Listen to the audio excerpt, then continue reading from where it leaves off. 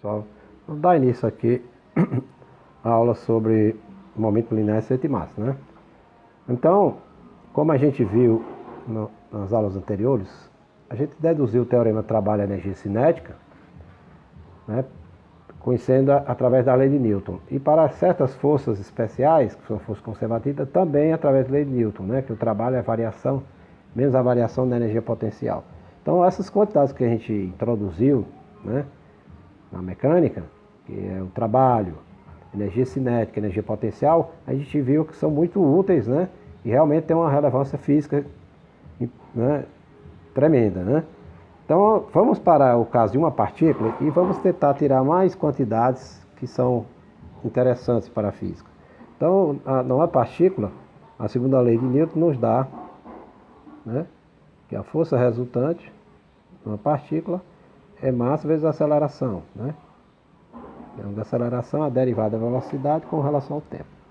Eu posso simplesmente reescrever essa equação da seguinte forma: a derivada com relação a essa quantidade mv dt. Então eu posso definir uma nova quantidade física, né? Eu vou chamar isso aqui de P, onde P vai ser exatamente essa quantidade mv, e essa quantidade eu vou chamar de momento linear de uma partícula.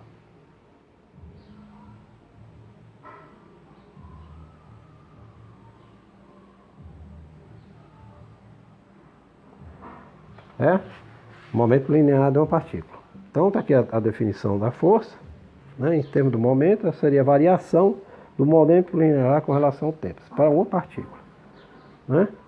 Bom, dessa equação, por exemplo, se eu integrar essa equação, né, T1 até T2 de F de R dt, simplesmente integrar a segunda lei de Newton, isso aqui vai dar T1, T2, d de P, dt, dt. Utilizando as propriedades integrais, que é a integral na derivada, é a própria função tomada dos pontos, isso aqui seria simplesmente o momento linear no instante T2 menos o momento linear no instante T1, né? Que isso aqui seria então a variação do momento nesses intervalos de tempo. Essa quantidade dessa integral, então eu vou definir essa integral como sendo um vetor, né? Vou chamar esse vetor simplesmente JR, né? Esse vetor aqui é o que a gente chama impulso, o impulso da força resultante.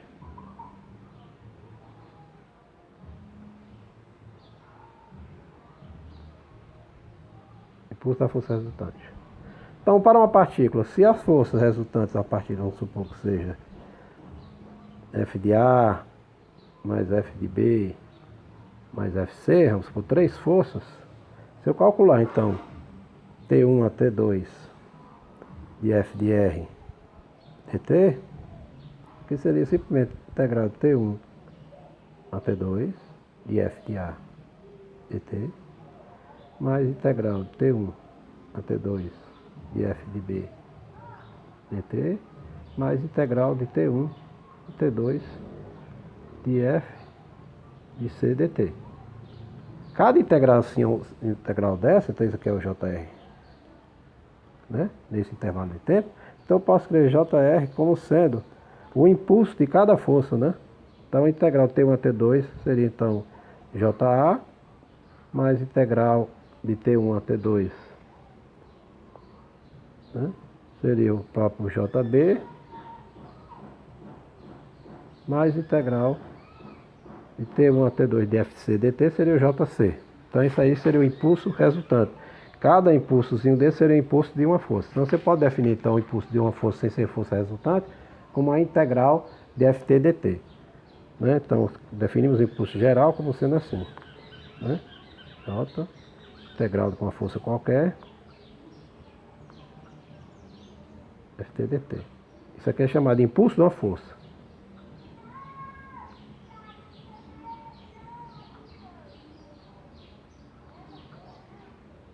Né?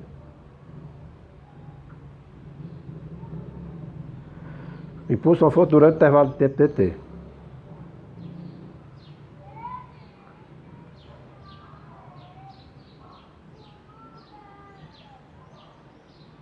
Delta T, que é igual a T2 vezes T1. Tá? Então, o impulso, né? O impulso, a unidade de impulso as unidades do impulso do momento linear podem ser escritos como Newton metro, né? Newton segundo, né? Que é força vezes o dt, tá? A unidade de segundo. Pode ser também quilo vezes metro por segundo, que vem de mv, né? E etc, né? Sempre nessa forma. Pode ser força, unidade de força vezes unidade do tempo e unidade de massa vezes unidade de velocidade, né? Certo? E se eu conhecer, né, o gráfico, por exemplo, de uma força com o tempo, né? Então, minha integral de T1 a T2 da área sobre a curva, então a área é numericamente igual ao impulso dessa força, né, durante esse intervalo de tempo ΔT. Certo? Se for o caso a força resultante, né, se for o caso a força resultante que atua na partícula, eu conheço no intervalo de tempo T1 e T2, eu conheço a forma, então eu conheço a área. Nesse caso a área vai ser igual à variação do momento, vai ser o próprio JR x, que é igual à variação do momento na direção x, né? Ok? Bom, mas aí somente uma partícula é como se eu estivesse introduzindo apenas uma quantidade a mais para fazer cálculos, né? E o que eu posso obter de novo com essa física? Bom, pessoal, agora sim, a gente vai ver, né, sistema de partículas.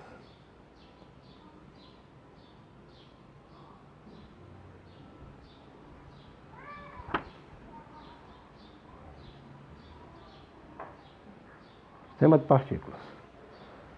Então, por simplicidade, vamos considerar um sistema de duas partículas, mas pode-se generalizar para N partículas, né? Então, supor que eu tenho aqui uma partícula, M1, cuja posição dela é dada por posição R1, e uma partícula M2, cujo vetor posição seja dado por R2. Né? Aí eu vou diferenciar dois tipos de forças. Forças internas, serão aquelas forças apenas que estão contidas para ação e reação. Forças internas.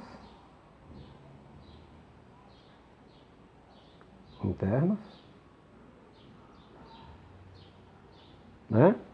Então, por exemplo, existe uma força aqui M2 exerce M1, eu vou chamar de aqui F, que 2 exerce em 1, e existe uma força que 1 exerce em 2, né? Aqui eu vou falar, colocar como se F de 1, 2. Pela terceira lei, essa aqui são forças internas, são as forças par e reação, né? F de 1, 2, né?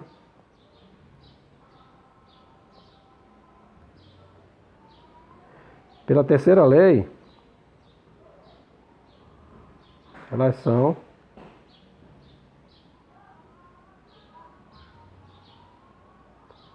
pela terceira lei, o F de 1, 2 é igual a menos F de 2, 1, né? Sempre. E forças externas. Então, vou botar aqui outras forças externas aqui. Uma força qualquer que pode ser peso, pode ser a força normal, etc, né? Então, outras forças aqui. Tem as forças internas e força externa. Vou chamar aqui as forças externas que estão atuando no corpo 1 e força externa estão atuando no corpo 2. São forças internas e forças externas.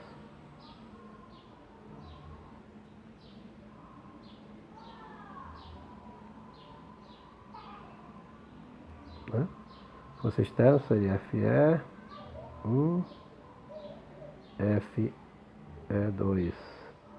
Né? Por exemplo, a Terra, quando exerce a força de duas massas, então é como se fosse uma força externa para esse conjunto de sistema de duas massas, por exemplo. Né? Ou então, dois blocos sobre uma mesa. Tem a força normal, né? Que é a força externa da mesa, em cada bloco, e tem o peso também que está sendo equilibrado. Então são forças externas. Né?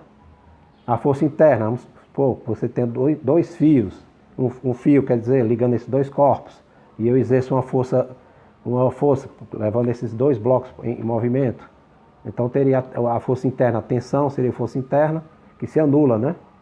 Em pares. Aí teria a força externa. Né? Então, um exemplo aqui, eu vou dar só um exemplo. Né? Você teria assim um corpo num plano, né? Essa daqui é F. Essa aqui é a força externa. E a tensão no fio, né? Então, é externa.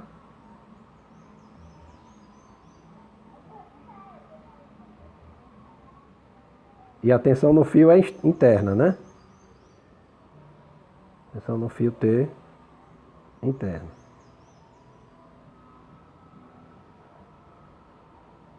Você vê que os dois copos teria a seguinte situação. Tá aqui, ó. Teria T. Aí teria menos T, né? Contrária. Tem uma força F aqui. Aí teria mais a normal, sei lá, bloco 1, bloco 2, normal 1, normal 2 e o peso. P1, P2. Então, F, N1, FN1, N2, P1, P2 são forças externas.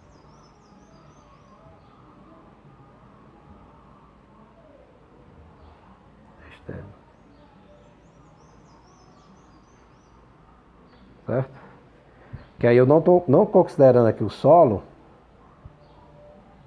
como parte do meu sistema, mas apenas duas partículas, dois blocos, 2. Né? E T seria a força interna.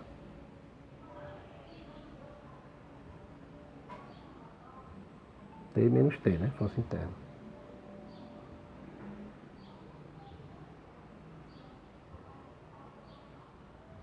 Certo? Bom, então, voltando para a nossa situação aqui, né?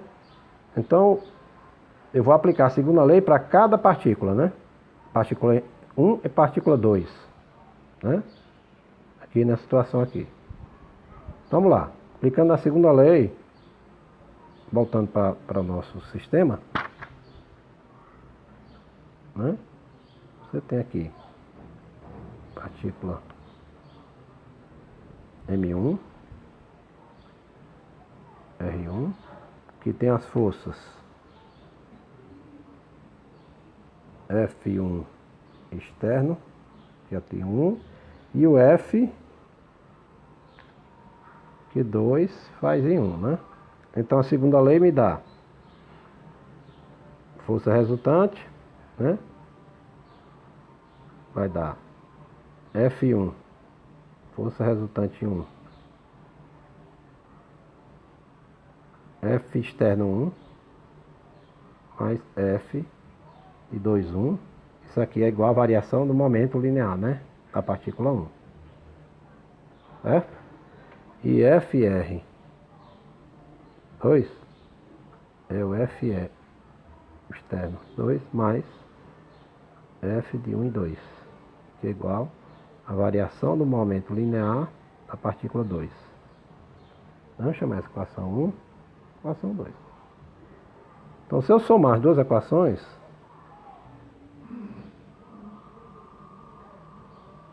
com 2, a gente obtém o seguinte. Simplesmente uma soma, né? Você tem f de E1, f de R1, mais f de R2,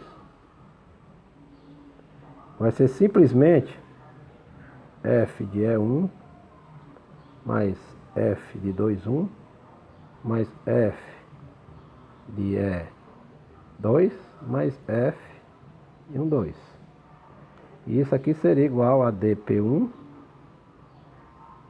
dt, né? Mais dp2 dt. Bom, o f de 1,2 é igual a menos f de 2,1. Então, f de 1,2 mais f de 2,1, né?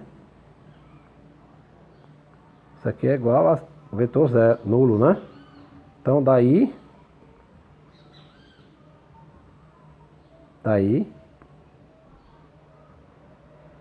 nossa força resultante nessas duas equações ficaria assim, ó. F de R de 1 mais F de R de 2, que é igual a F de E1 mais F de E2. Então, ficou só as forças externas, né? Igual, aí eu vou escrever isso aqui assim, ó. dp1 mais dp2.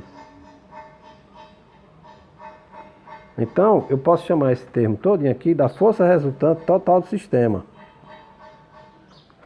Certo? Então aqui vai ser força resultante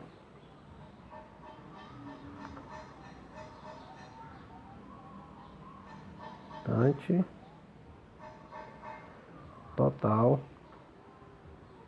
Não precisa nem botar total que é resultante, porque é resultante. Então, força resultante do sistema. Força resultante do sistema.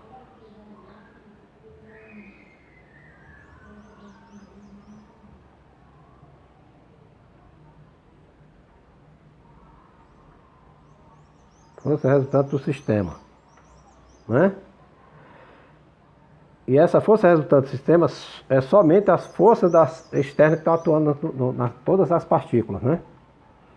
Aí, então eu posso obter então, o seguinte resultado. Força resultante do sistema é a variação de P. Esse P, que é P1 mais P2, isso aqui é o momento linear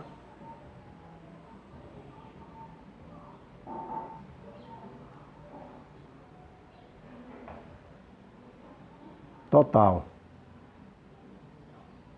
do sistema.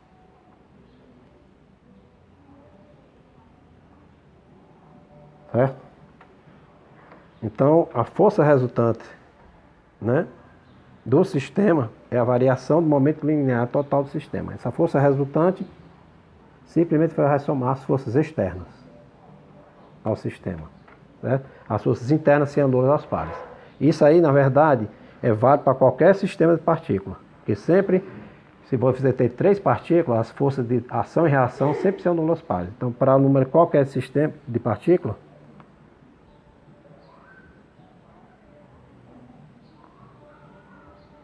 qualquer de partículas,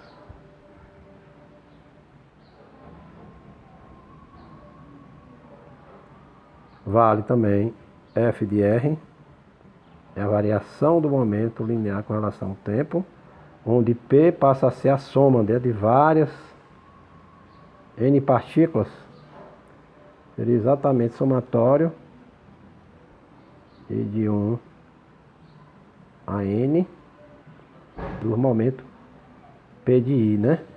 Então seria exatamente todos os momentos das partículas. Então pega todas as forças externas, está atuando todas as partículas, soma tudinho, isso é a força resultante do sistema. Certo? Então isso aí é um importante resultado, que a força resultante atuando num sistema de partículas, que é somente forças externas, é igual a variação do momento linear do sistema. Né? Agora, a gente pode obter outra quantidade ainda, né?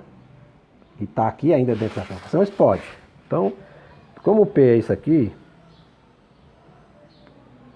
o P é somatório de PI igual a N, eu posso escrever isso aqui como somatório da massa de cada uma, velocidade de cada uma, né?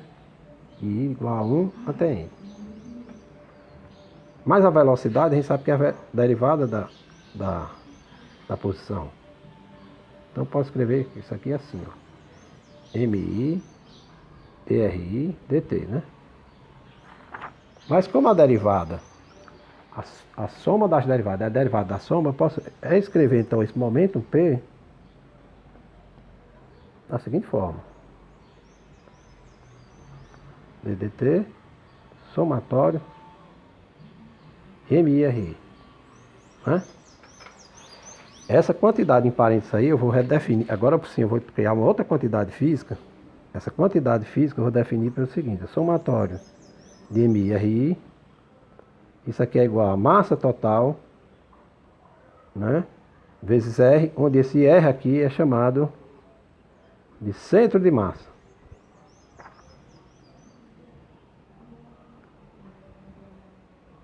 E M é a soma de todas as massas, né? Que é a massa total do sistema.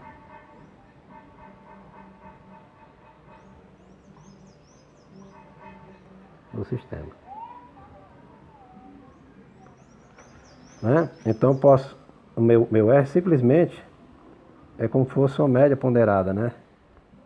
Dessa soma aqui sobre a massa total. Né? Então eu posso escrever meu P, né? Como sendo a derivada com relação ao tempo de MR, né? Onde a massa, M é a massa da partícula total do sistema.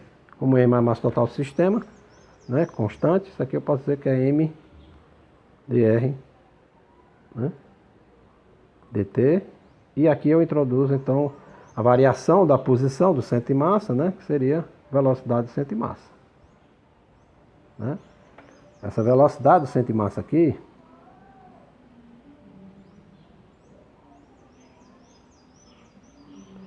no centro de massa, né? Certo? Então eu posso escrever P como sendo a massa total do sistema e velocidade do sistema. Então o momento total do sistema é simplesmente massa total do sistema vezes a velocidade do centro de massa, né? Certo? Bom, e aí ainda mais eu posso escrever também a nossa força resultante total, né? Como ela é dP/dt, eu posso escrever como sendo simplesmente ddt de m vezes cm, né?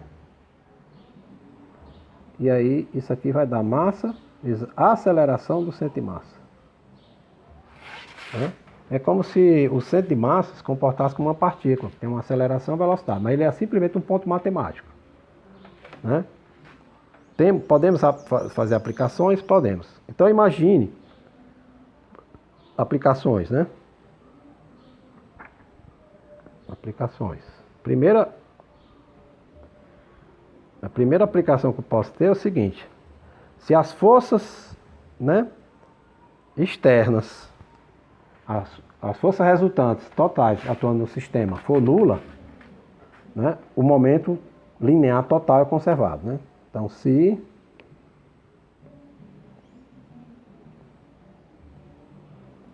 F de R for zero, né, então P significa que P é igual a constante.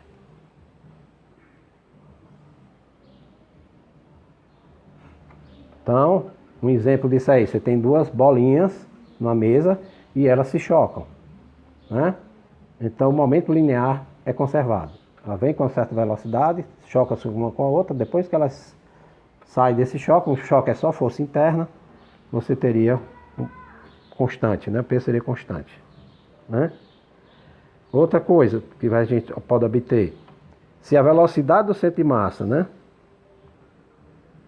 A velocidade do centro de massa for zero, né? Caso, então isso implica que o centro de massa seria igual a constante. certo? Então, um exemplo disso, né? Exemplo para esse caso aqui. Você tem duas pessoas, exemplo. Tem uma superfície, né? Um gelo, que é sem atrito. Tem duas pessoas aqui. Uma com massa M2, uma com massa M1, certo? Com uma corda, certo? Essa aqui é a corda ideal. Então aqui nosso sistema é zero, aqui você tem x1 e tem a posição x2. Então as forças externas se anulam, né? Não tem força externa, só tem força interna, não tem atrito. Então você teria, o nosso centro de massa seria constante. Então x do centro de massa seria só x1 M1 mais x2 M2 sobre a massa total. Isso aqui seria igual a constante, né? E aí daí, por exemplo, quando duas pessoas puxam, a variação, como x é constante, então a variação x1 M1 mais a variação de x2 M2, isso aqui tem que ser igual a zero, né? Exatamente porque o centro de massa fica constante. Então, dependendo da massa da pessoa, né? Então, por exemplo, quanto é que seria o ΔX2? Seria menos ΔX1 sobre M1 dividido por M2. Então, se a massa da pessoa for muito grande, ela praticamente não tem, né? Praticamente ela não sai do canto, né? Tá ok?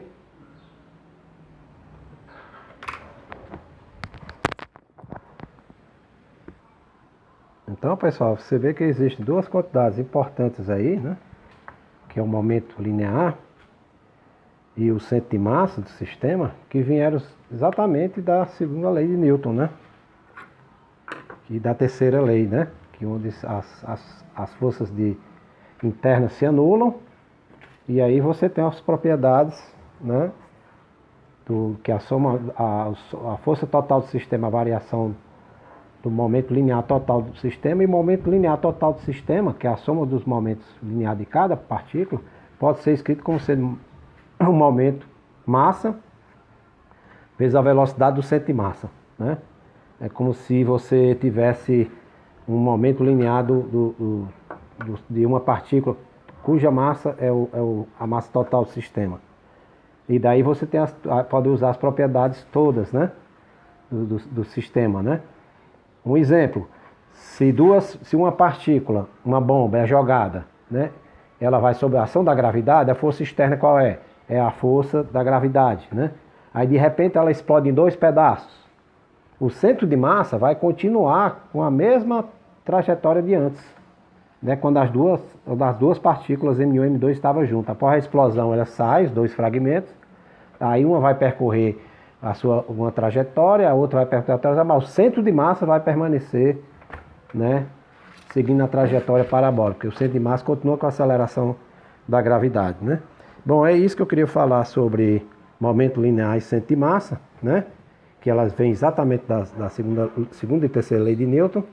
E na próxima aula eu vou fazer outras aplicações mais interessantes, que é sobre colisões, certo? Então, até a próxima aula.